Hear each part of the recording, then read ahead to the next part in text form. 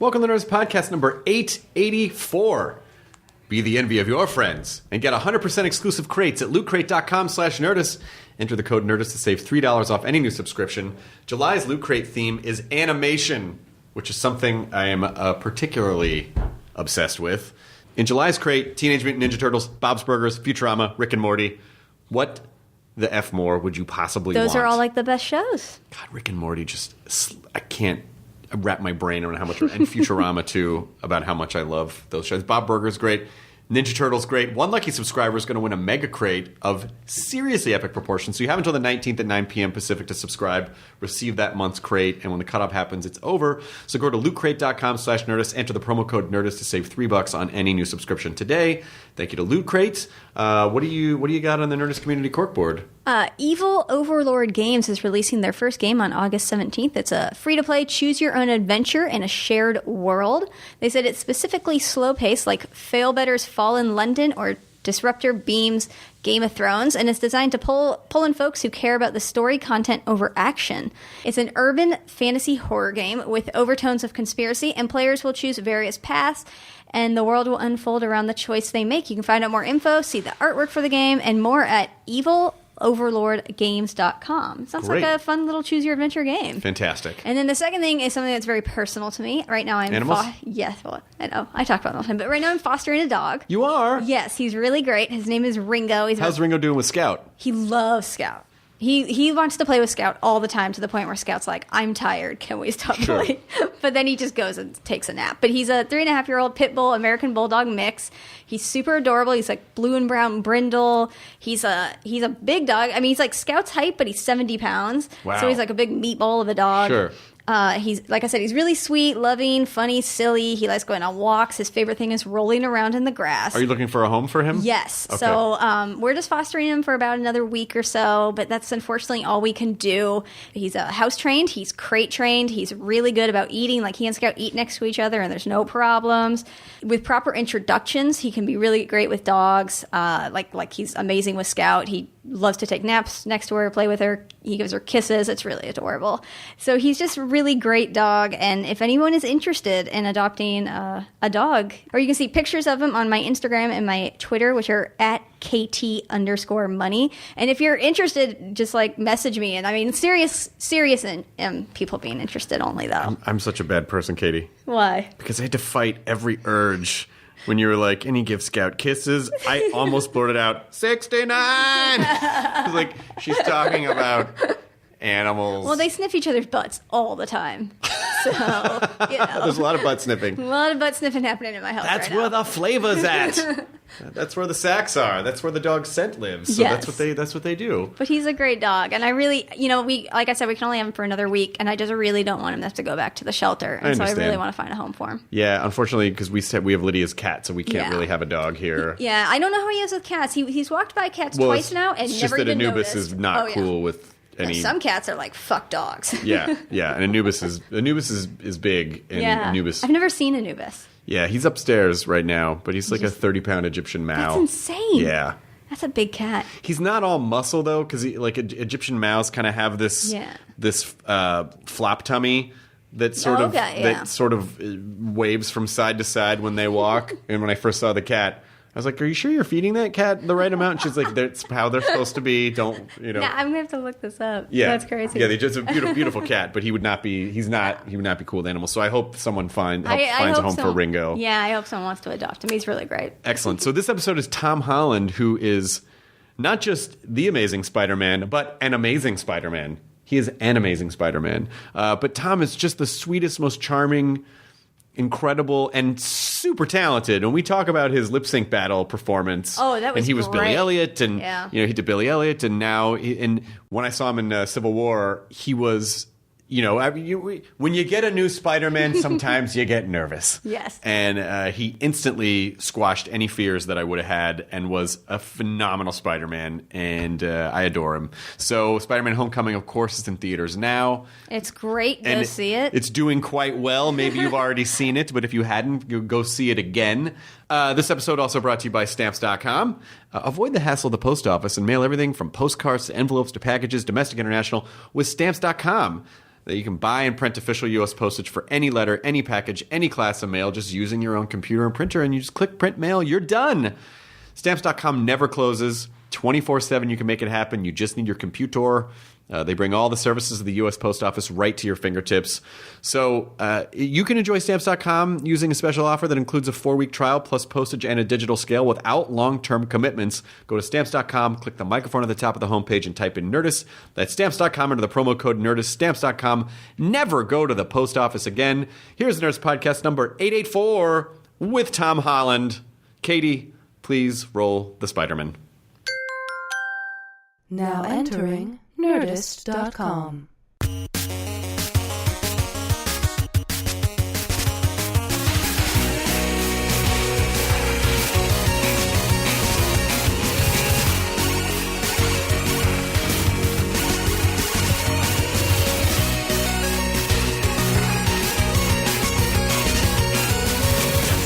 My wife has a cat.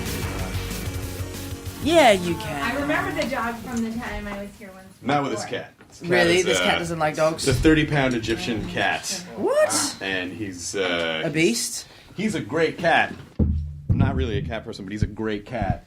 But not super chill when other animals are around. So I don't think a dog getting up in his business would really be a fun... It was just not worth it. So, although she said the cat is never going to die, someday, if he decides to strike out on his own, we'll get a dog. But until then, do you have any pets? £30. I do. I have a dog, yeah. What's your dog? I have a four-legged one. Mm-hmm. Oh, no, good. it's a Staffy, which is like a small pit bull. Oh, a Staffordshire, yeah. Mm-hmm. Yeah, she's really cool. Nice. She's super chill.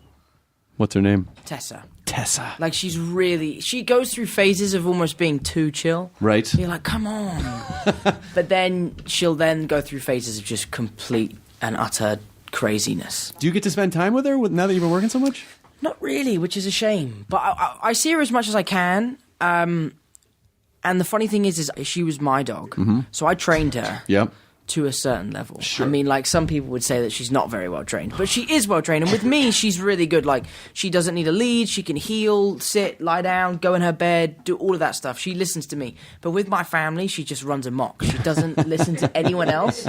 And as soon as I come home, she starts doing as she's told again. And they're like, no, she was crazy. She seems fine to me now. What are you talking I know. about? Yeah, I don't know what you're talking about. She's super well behaved. You guys stop. It's not the dog. It's not the dog's fault. It's you guys.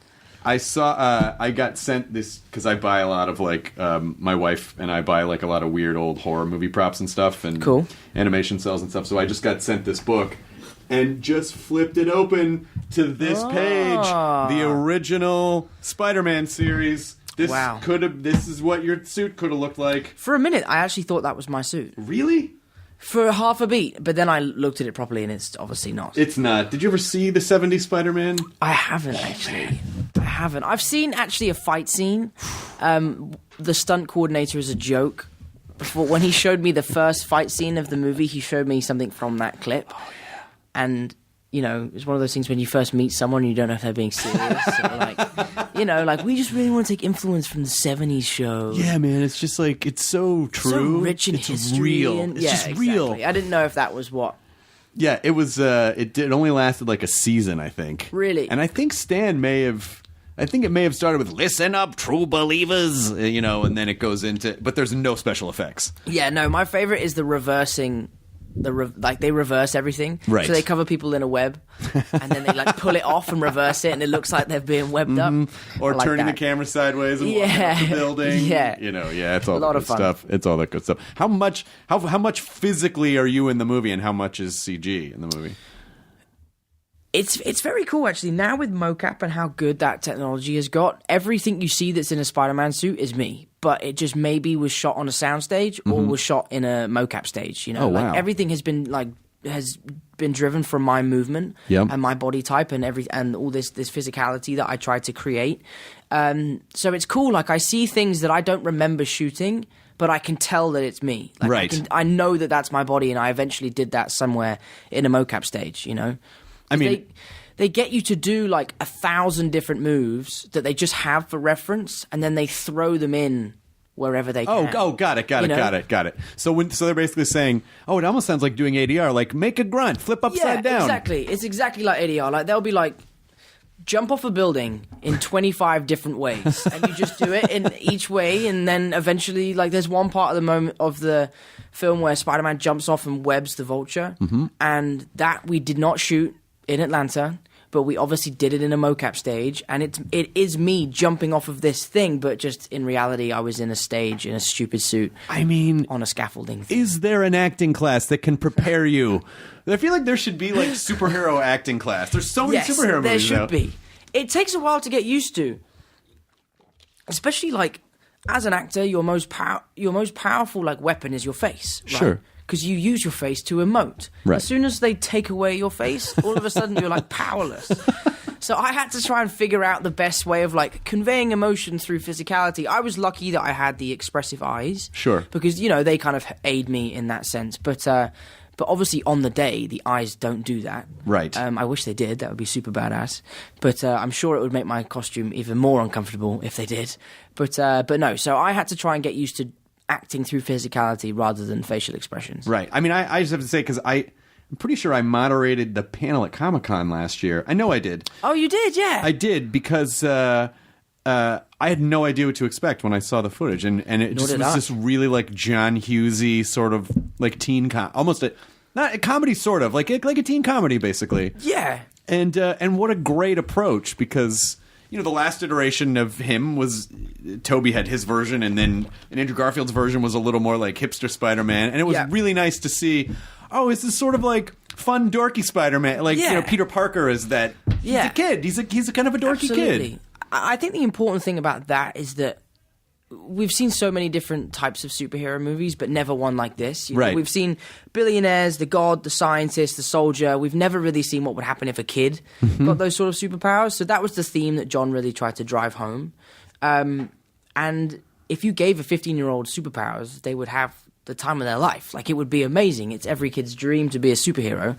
So we really tried to make it apparent to audiences that he loves being Spider-Man. I gotta say, I think if most 15-year-olds got that power, they would be assholes. I would definitely rob a bank. That would be the first thing I would do, is go straight to the bank and rob it. Yeah. I mean, I see what people are doing on Instagram. Like, oh, you cannot give them powers. Yeah. That's it's dead. It's It definitely deadly. would be a dangerous world if we all had superpowers. How did you? Because first of all, amazing job when I'm sure everyone's been telling you about Lip Sync Battle, but holy shit! And my wife said to me, she said, "This is the most amazing." And I made our writers' room watch it on the show that I do, and I go, "It's great." I mean, it. And I'm not like a dance music guy, right? But holy shit! And then I remembered, oh, of course, Billy Elliot. No one should be surprised by any of the stuff that happened. This is apart from the fishnets. I hope people would have been surprised by the fishnets. You know, fishnets, spider tights. What are the like? They're just What's interchangeable. The you know, Spider-Man could have been in a fishnet body stocking. Maybe he will one day. Maybe he will one day. Maybe after Lip Sync Battle, the demand is so high that we do Spider-Man 2 in fishnets. I mean, every year I get asked to do that show, and I can never do it because of my schedule. And then I saw you do it, and I go, well, I'm definitely not doing it now because there is literally no way I'm not going to do that. I'm not going to be able to do that. What was the preparation that went into that?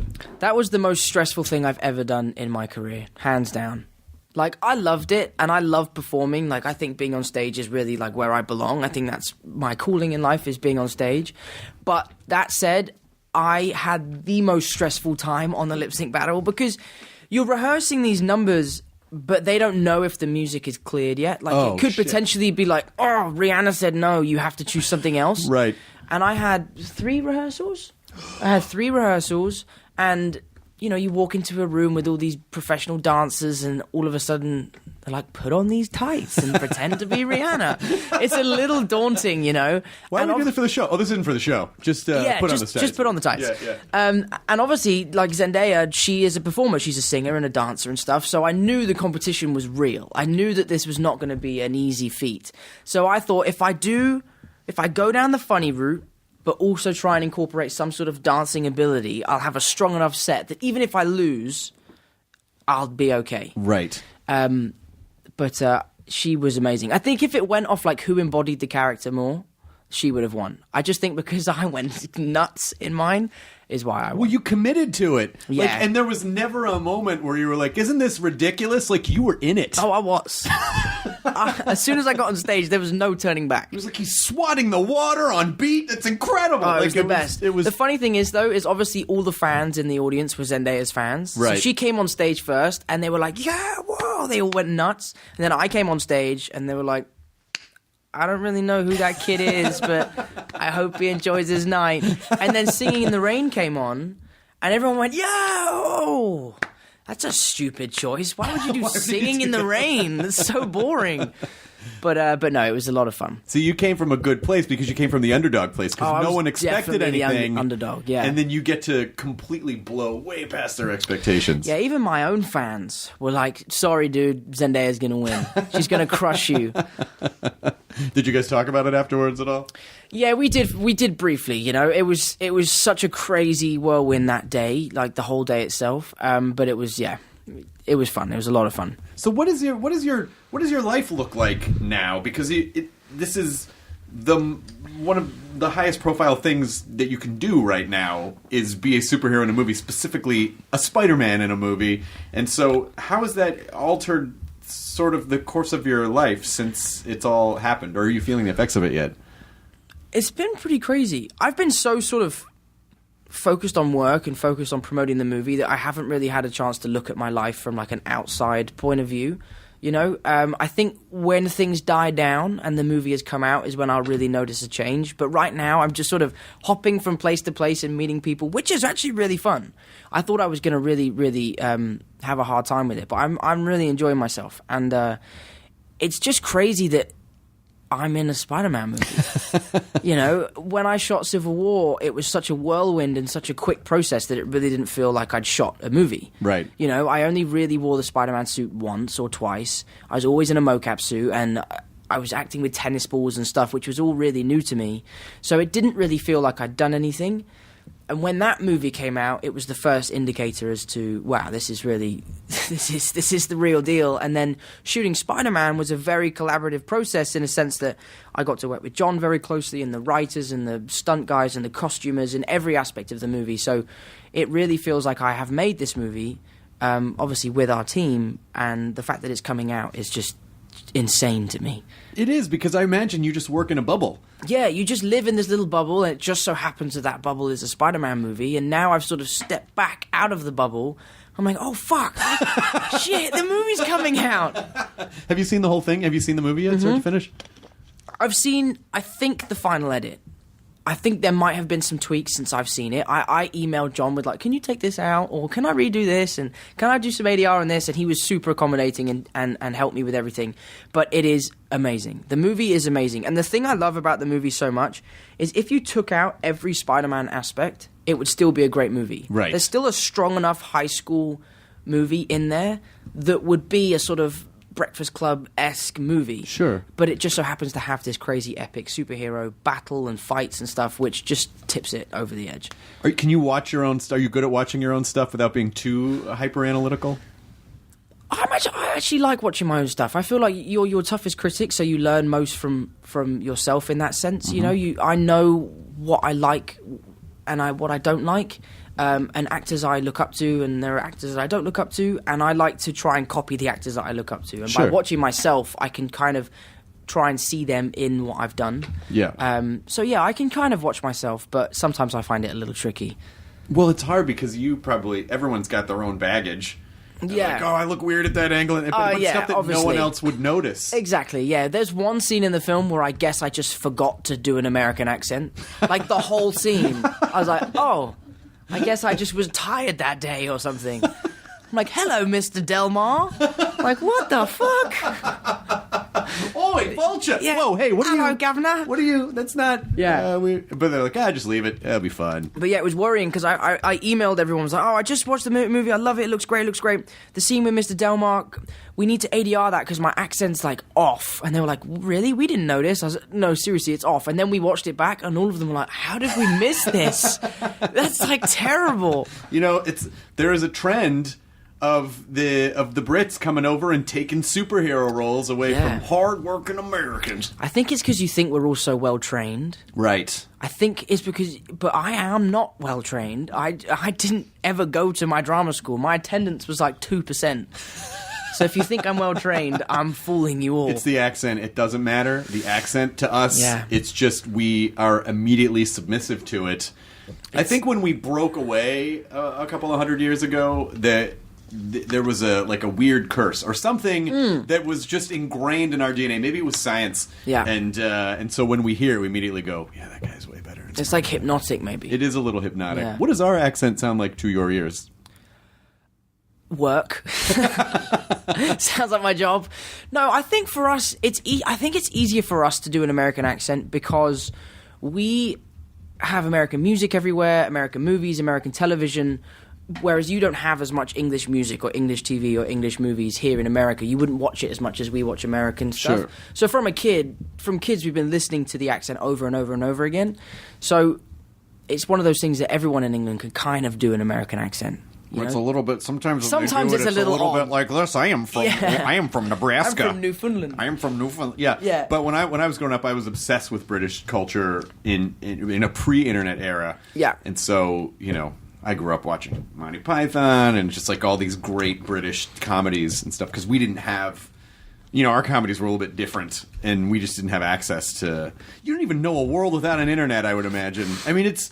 You're about this. Oh, your birthday's in a couple days, right? Yeah, Thursday. Yeah. 21. Happy birthday! Oh Yeah! my God! What are you gonna do for your first? Oh no, it's 16. It's 18 It's back 18. home, yeah. Yeah. Everyone at home was like, I get to celebrate my 21st birthday. And everyone back home was like, that's just another birthday, dude. What's Doesn't really- so big about 21? Doesn't really But- mean anything. Yeah, but no, it's going to be fun. That's here. That's fantastic. Yeah. Are you gonna have a party? What are you gonna do? I'm going to go to bed. I'm so tired. I I'm understand. going to have a beer and go to bed. Oh my God, I can't imagine. When the movie premieres, have you done the global tour yet, or is that coming it's up? all to come. We've done Brazil and Mexico, and now the world tour begins. That's exciting. It's going to be so cool, man. It's It going is to be gonna so cool. It's going to be cool because you're just immediately dropped into this like Yeah. prefab structure that people already want to love you and they already are excited about it. And I think they're Yeah, going to it's be happy. crazy. And it's nice to promote something that you're proud of. Right. This is a movie that I work my socks off, man. I've never worked harder on anything. And it's a movie that I'm really proud of. I know Marvel and Sony are really proud of it. And I want people to feel that, feel that sense of achievement from us. And I want to hear what people think. Yeah. Because I'm a fan, I'm a fan of the movie. And I love being part of that sort of, the commentary that the fans give throughout the process of releasing a movie. I love being part of that. It's just I know all the secrets, so I can't be part of it because eventually I'll just give everything away. Of course. But everyone like will know the trailers. soon. Everyone But, will know soon. Everyone yeah. will know soon. And it'll all be out there. Yeah, it'll all be out there. Your dad's a stand-up. He is, yes. And so did you... we got to talk about that. We have to talk about that. Did you grow up in clubs? Did you grow up in comedy clubs? Or did he keep it kind of separate? Yeah, I've only actually seen my dad perform once. And I think that's because he doesn't really like us coming to watch him, but he took me to one gig and I loved it, but there was just too many jokes about me. And but I was like, dick, that's what are you? But no, he's hilarious. The best thing about my dad is bringing friends home for the first time. Sure. Especially if people don't know that he's a comedian. Because he can kind of turn it on and turn it off. Right. And if he turns it on, he's just hilarious. It's so fun. And it's just funny watching people try and figure it out. Is he a comedian? That's my favorite question about my dad. It's the best. Well, because it's just not a thing. All my friends are comics, but I don't. But the idea that you're the child of a comic, you're the first, you're a generation under that. Yeah. So how does that affect you? But it sounds like it didn't really. It sounds like you kind of didn't really notice when you were growing up. Just accept that's what he does. Yeah. No. I. It's one of those things that if you met Brad Pitt's kids, you'd be like, what's it like being Brad Pitt's kid? And it's weird. It's the same. But they're weird. I don't really think that they probably wouldn't think that their dad's job is weird. It would just seem normal Right. to them.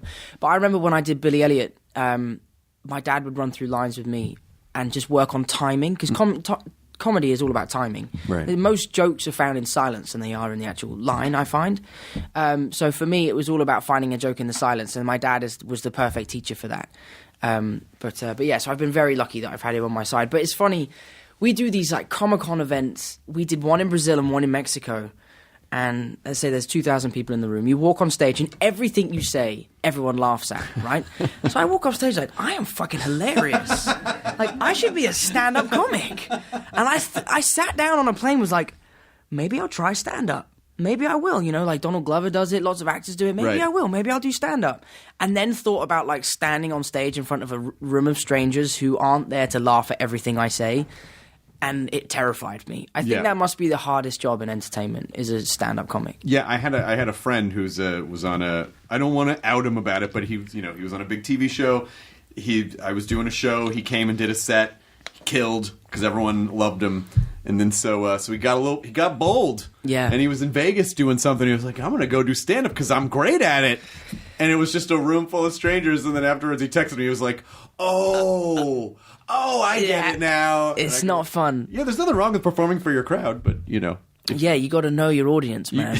You got to know your audience, or at least know how, if the audience for some reason just is not there to catch whatever you're dropping, to how to get around it. Yeah, to flip it and adjust it to the audience. But yeah, I'm good with. I was good with being Spider-Man on stage. That's easy. That's super easy. But British audiences are very interactive. Yes, they are. Yeah.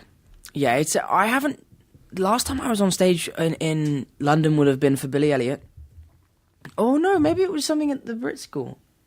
I did Shakespeare at school, and that was a disaster. How come? I was just working, so I didn't really have much time to focus on the schoolwork. Oh, gotcha. And Shakespeare takes a lot of work. It takes a lot of practice. Very skilled actors do it at such a high level, and I am of no such level. And so it was a very stressful time for me. I was playing Sebastian in The Tempest. Was that his name? It was Sebastian in The Tempest. And I was doing the show, and all I could hear was my mum giggling all the way through, just knowing that I was bullshitting as much as I can, because I love to improvise. My whole thing is improvising. I never say lines as they're written on a script. I always change them and just try and make them my own. But you can't do that to Shakespeare. A little tough with Shakespeare. You can't rewrite Shakespeare, because then you look like a tit. I need a location. Venice. Yeah. I need an occupation. Merchant. Yeah. Oh, go. So I found Shakespeare quite tough. Have you done a lot of improv, like team improv stuff? No, not so much. I did a little bit of improv at school, which I enjoyed. I did enjoy. I found it difficult improvising with no script. Mm-hmm. The thing I like about the way I look at a script is I look at it as like a blueprint of what the director wants, and I will give him that, but I will try and find my own version of it. Sure. Harrison and I, we go and see this show in London. What's it called? Showstoppers, which is an entirely improvised musical. And basically someone walks on stage and the audience suggests 5 musicals, mm-hmm. and then suggest a title and a location, and then these 5 or 6 actors come on stage and improvise the whole thing. And it is incredible. Oh yeah. It's obviously improvised. Like it's you can tell it's not scripted. There's no way it's scripted, and it is hilarious. It's absolutely hilarious. Would you want to do that? I would like to try it, but I think there's so much skill behind it that you don't see. Sure. That it would just be like, I try freestyle all the time in the car. I'm so bad at freestyling. I'm like, road sign. Yeah, I'm driving. And yeah, I'm rapping. I'm not good at it. You guys, if you're ever in town, if you're in LA for an extended period of time, you guys should go to UCB and do the Upright Citizens Brigade, because they'll have people come in and do a show called ASCAT, and you come out as the monologist and take a suggestion from the audience, and you sort of host the show, and you tell a story, just whatever comes to your mind, and then the improvisers come out. Wow, that's cool. They sort of express it, through. So it's like, it's a light, for you it would be probably just enough heavy lifting, but you wouldn't feel like, there's so like the much whole pressure. thing is on your shoulders. It would feel like the whole thing, yeah. But these guys sing they improvise music. Is there like a band? There's a band, and someone will come on stage and sing 4 lines, and then he must make some signal to the rest of the cast, like that's the chorus. And then they all have to remember what he sang, and then It's amazing. It's amazing. But the cool thing is they kind of mess up all the time to make it, and that's what makes it look so realistic. Right. Or that it is realistic. But it's a very, very amazing show. I mean, there's no way you're not going to get to do... I mean, I would imagine you could do pretty much whatever you want when you're not being Spider-Man, but I would imagine, like, you could do comedies, you could do... you could do pretty much anything you want. Do you have a preference? I really like comedy, you know? I really like comedy. I think it's an art form that is really underrated. You know, like a horror movie, most horror movies are kind of crap. Yes. You know, and it's the same with comedies, you know? Only the real funny comedies for me stand out. And I love dramas. I love making dramas. I really love diving into a character and working. But for me, there's something about making a really good comedy which is just... so rewarding. Not that I have done that yet. I haven't made one. But I guess Spider-Man is a comedy. It's a funny movie. But I'd love to make a comedy like My Cousin Vinny. I think Tropic Thunder is hilarious. Oh my God, Tropic Thunder is amazing. That movie. My favorite thing is we were on set one time with Robert and I. We were doing a scene and John came up to give us a note. And as you start to work with the director, you start to predict the notes. You start to figure out what he's going to say after a take. And he came over and started giving Robert and I a note, and I already knew the note. And I was like, don't worry, man. We train actors, motherfucker. And Robert, died. It's such a great movie. Like, that movie's... What other comedies do you like? My Cousin Vinny, Dodgeball, Tropic Thunder, Step Brothers. What's that one about the race cars? Talladega Nights. I love that movie. There's loads, man. I love, yeah. I mean, I feel like it'd be pretty easy for you to drop into something like that if you wanted to. Oh, I'd love to. And now that you're making that, the more you make that known, the more people are like, oh, we should get Tom Holland to be on this. Yeah. I'd love to. I'd absolutely love to. But I'd love to have a balance between comedy and drama and action. And I love all forms of entertainment. Yeah. So. But you also seem pretty comfortable being yourself, too. Oh, absolutely. But not every actor is. And I feel like that's why a lot of people become actors is because they don't want to necessarily be themselves. Yeah, I don't really know. I love myself, you know, in a good way, you know, not in a way like, oh, I'm so fucking handsome. Right. I just really enjoy my life. I'm just so happy in my own skin, and I think I'm very lucky to be that way, you know. But no, I'm loving life. Well, that's fantastic. I mean, it's nice to know that, because I think as fans like to know that the people that they watch appreciate the thing as much as they do. Yeah. Especially in our world where we know so much more about everything and everyone than ever before in history. We're so involved. I think for me, Instagram is the most important thing to keep control over, because it's quite easy for Instagram to be a very fake version of your life. Of course. And sometimes it's difficult to if you go and have professional pictures taken by a photographer, it's quite difficult to not post the posy pictures of you looking good, but I'd like to try and keep my Instagram lively and let people know that I'm a bit of an idiot and a goofball and stuff, just because I don't want to have an Instagram that's just ooh, look at me. Right. Know? So that's sometimes I am guilty of damn, I look good today. but yeah. And them fishnets. Yeah, exactly. Them fishnets. I didn't post anything in the fishnets. I mean, I felt like I didn't need to. The world saw what it's they out needed there. to see, Yeah, you know? it would be redundant. They already know. It's already there. It's there if they want to find it, and it's there. Yeah.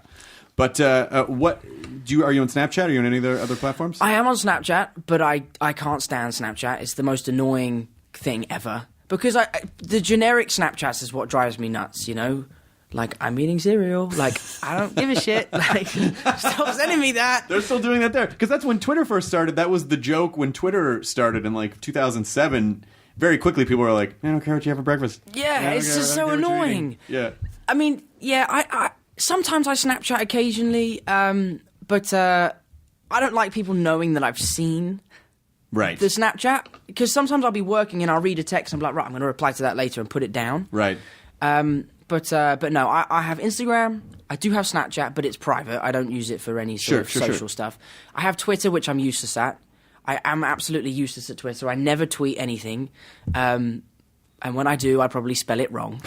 You know, all my fans are like, do you know how to read?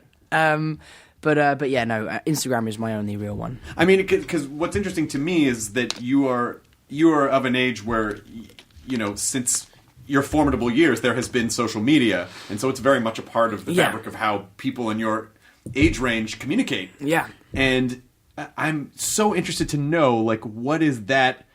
How does someone what does that mean for their life if that's just so much a part of their life and how they communicate, and what does it mean dealing with people in real life? You know, if you're so used to looking Being at a in your tiny phone. screen. You know, I think that is a testament to my parents and how they brought me up. You know, like I meet a lot of kids now who are obviously very shy, and I get that, you know, because they're meeting Spider-Man. But when I was a kid, my parents would force me to speak to adults. Like, I hated it. I absolutely hated it. But they were like, come and have a conversation, look them in the eye, shake their hand. Like, it was all about trying to connect with people. And I think I've always been very good at that. And I try and stay away from my phone, even though it's impossible to do that. Sure. But I think my parents did a great job with helping me connect with people, especially older people, because I've spent my whole career working with adults. Right. So from a very young age, when I finished Billy Elliot, all of my friends were like 30 years old, and I was like 12. Do you want to go for a pint? I'm like, I'm 6 years too young, bro. But yeah, so I owe a lot to my parents. I'm 6 years too young, but all right. Yeah, let's go. England is like, yeah, do whatever you want. Do whatever. Yeah. Well, the attitudes on drinking in England are so interesting as compared to here. Yeah. Where I feel like it feels like it's much more gluttonous here. It feels like it's more just a part of the culture there. And the first time I ever went there, I was like, oh, the pubs close at like 11. I don't know if it's still the same. It's a long time ago. But, they just close at 11, and, you know, that's just part of the culture, and then it's not that crazy. You know, there are good sides to it, and there are bad sides to it. The social side is great. I mean, the cool thing about London is you could finish work at 5, go for a pint, and then go home. Right. The things I don't love about English drinking is, like, the lads' sesh, as it would be called. Like, you couldn't go and just have one pint because the lads are like, oh, come on, mate, don't be a wuss. Right. That's something that I was not a fan of. But no, it's a lovely thing. I mean, one of my favourite things is going to the pub with my dad and having a pint. I mean, that's there's nice. nothing better than that. Like a fire burning, there's a dog asleep in a low-ceiling building. The dog's hammered. Yeah, the dog is so drunk. It's bad. That's a bad thing in England.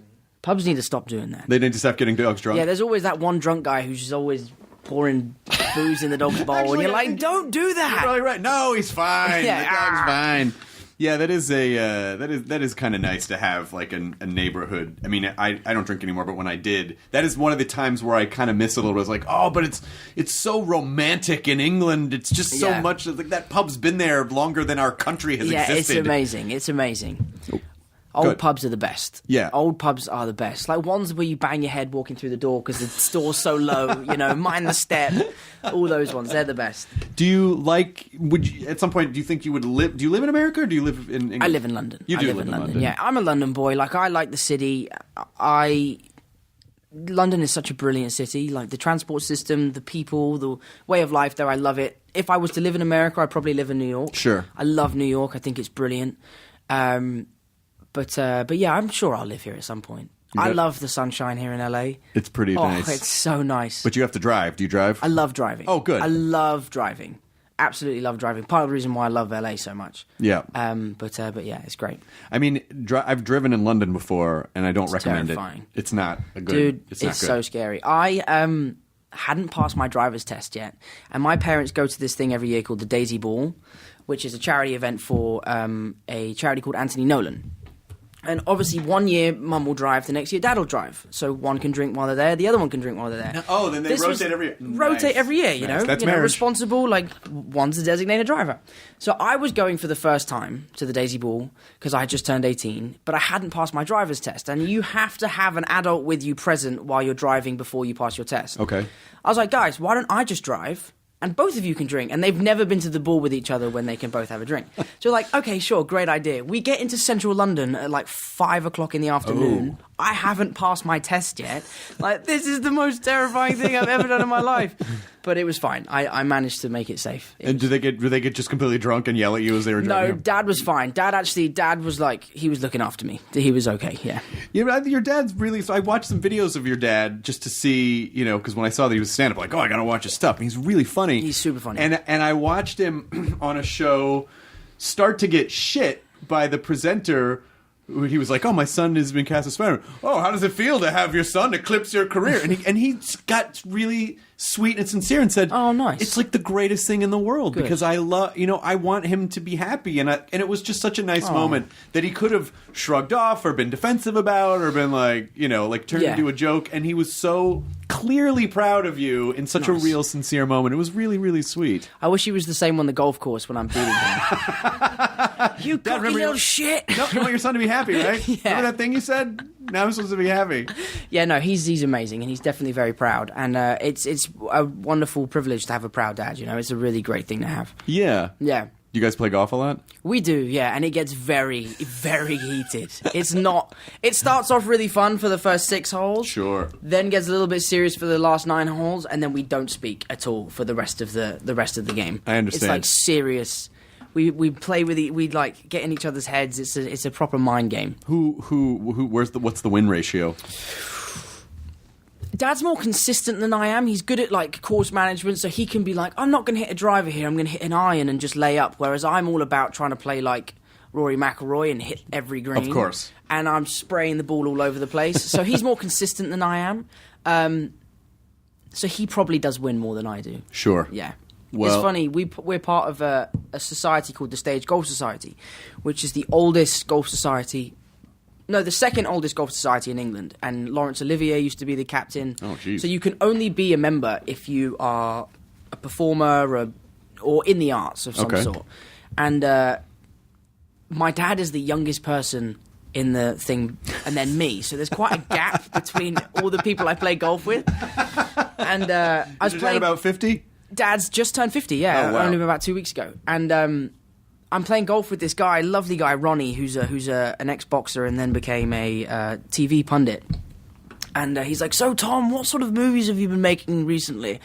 I was like, I've actually just done this film called Civil War. He's like, I love the Civil War era. I was like, no, it's a slightly different Civil War. It's a superhero Civil War. And he was like, and all that nonsense, like not at all. Captain America, right? Americans, Yeah, not the same. Not the same guy at all. I mean, this universe that you're in now is so carefully crafted. Kevin Feige's just done such an amazing job. He just did such a wonderful, amazing job. But even just that glimpse of you. Because, I would assume that you probably felt pressure being like the next Spider-Man. You probably feel like, shit, Yeah. But it was so well done, and the glimpses of you in Civil War were so charming and wonderful that I didn't hear one person say a negative thing. Like, I'm so glad he's going to be Spider-Man.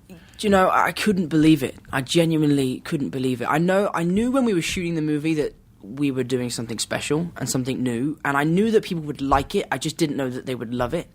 But I didn't feel that pressure because I had Kevin and the Russos and Downey and Evans there, like, carrying me through the process, Like, I literally I felt like I got in their raft and they just paddled me down the river, Sure. It was the perfect confidence boost for me to go into Spider-Man knowing what I had to do, just do it 90 days in a row rather than 5 days in a row. Right. And it was, I was just so lucky to have that groundwork that Kevin had made in Civil War and the Russo brothers had made to take that into my own movie. Yeah. Were you a comic book fan before?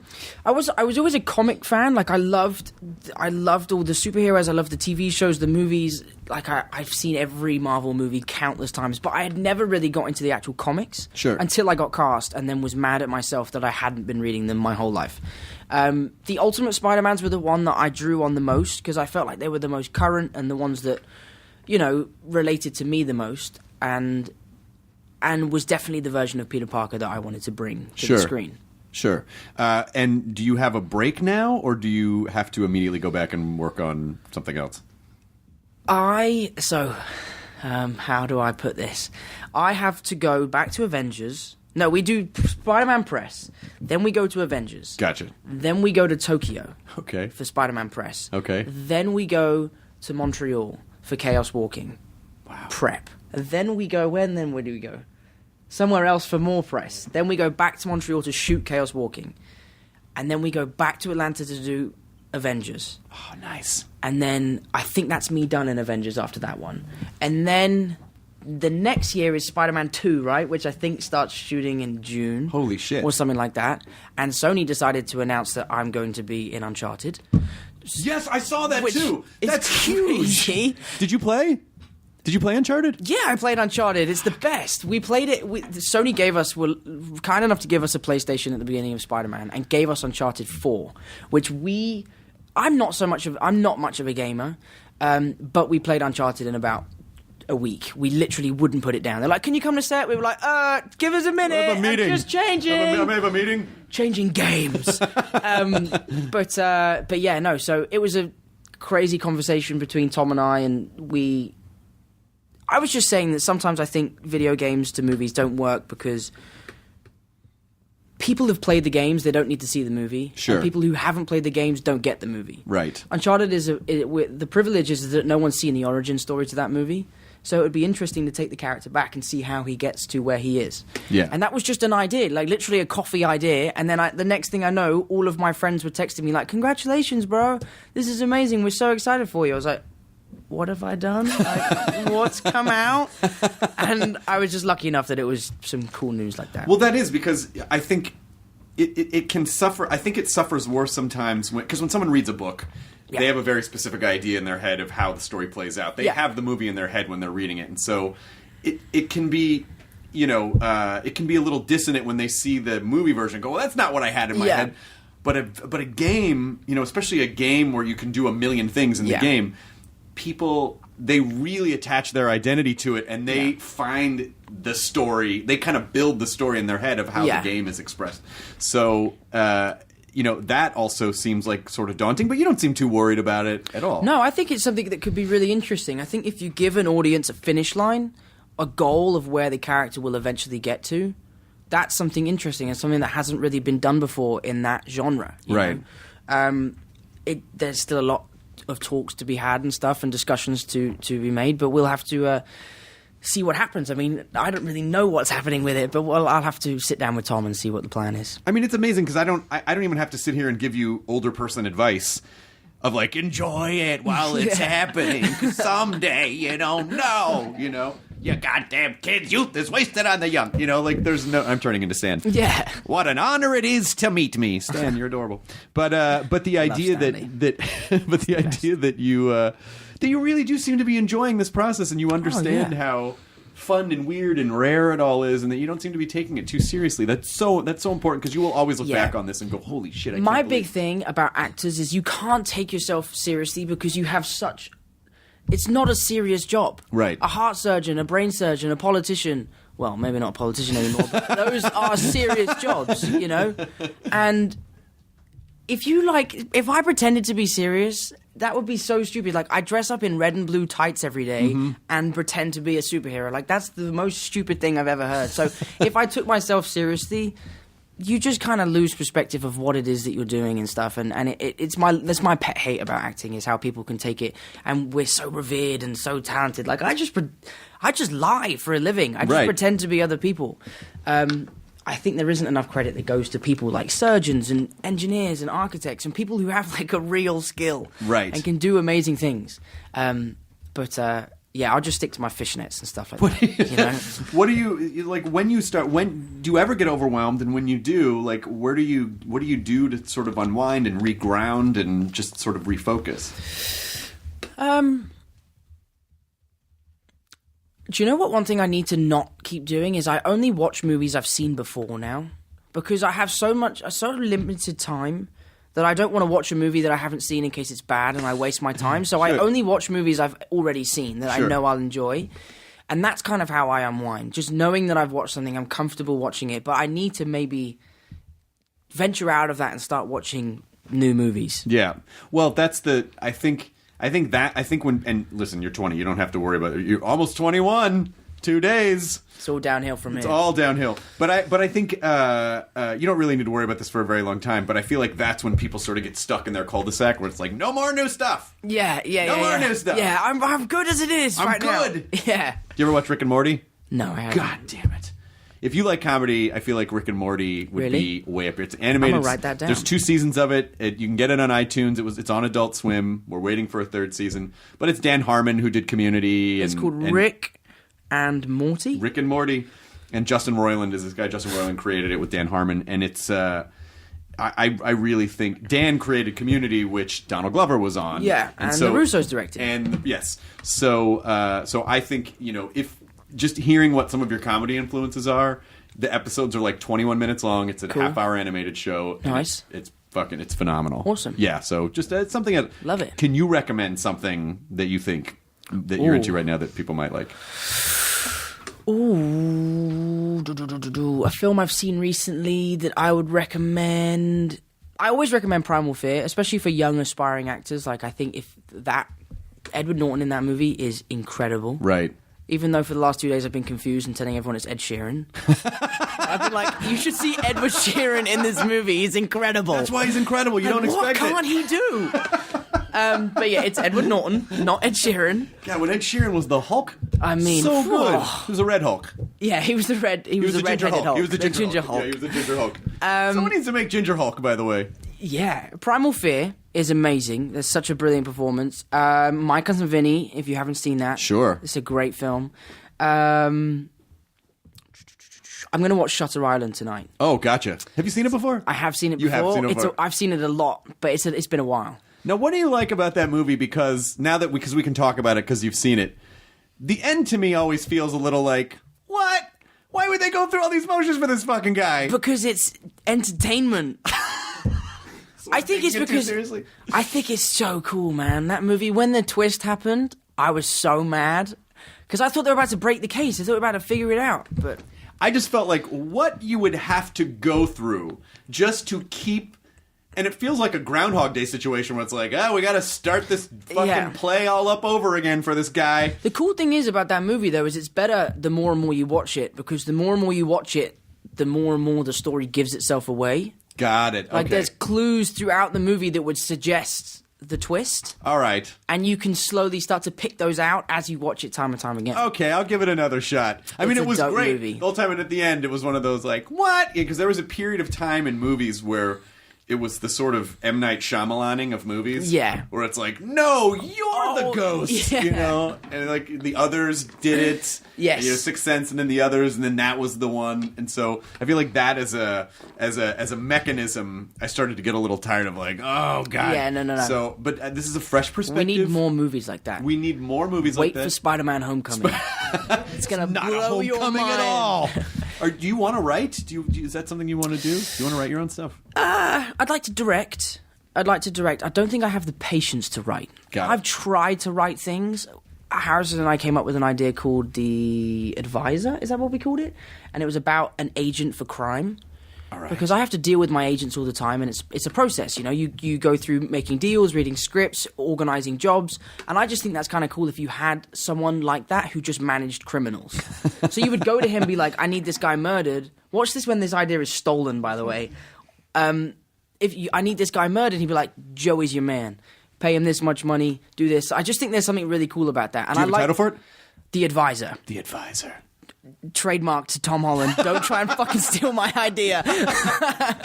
Well, you know how movie studios are. It's always like 3 movies come out and they're all kind of around. Watch the same. Sony's press release tomorrow. Tom Holland stars in The Advisor. I mean, you've said it, so it technically, but this is partially how copyright law works. So if you say you're doing it, I am doing it. Then there is intent, and so you would have a claim to it. But if you don't do it, then someone else can go, well, he's not really using that idea, and then go, okay, well, they're going to use it. So I'm planning to make it in the next 20 years, so back off. I think that's all you have to do. Legally, I think you've just covered yourself. Brilliant, I'm glad. That's all you have to do. But yeah, so we sat down for about 3 days. I say 3 days. An hour on each of those 3 days. Of course, right. And we tried to do a character breakdown and a location breakdown and the backstory, and we came up with these 2 really cool characters. I can't really remember what their names are. I have it all written down on my iPad, which is now broken because I put it in my hold bag, and obviously someone threw my bag around in the airport, and it's now broken. Oh, you put it in your checkout? By accident, I didn't put it in my carry-on bag. So all that genius work we did in those 3 well-spent hours. You may have to get together again for another 30 or 40 session. Minutes a day to hash that out. If we can find the time. If you can find the time. But no, I'd like to do that, but I just got so bored. And I'd be writing something like, this is so bad, start again. Oh, this is so bad, start again. But I'd really like to direct in the future, yeah. All you need to do is just wield some, like, just get someone else to write it. You can come in and consult. It's I know. your idea. Then you come in and direct. Yeah, I emailed my agents. I was like, I'm trying to write this script. I was wondering if you could put me in touch with a writer to give me some help or some tips or just some advice into how to write a good treatment. My agent was like, dude, why are you writing it? Just get someone else to do it. I was like, yeah, that makes sense. Oh, that's I'm going to use that for a scene, but I'll be a Less criminal work in the for me. thing. That'll I be in the like that. movie. Yeah.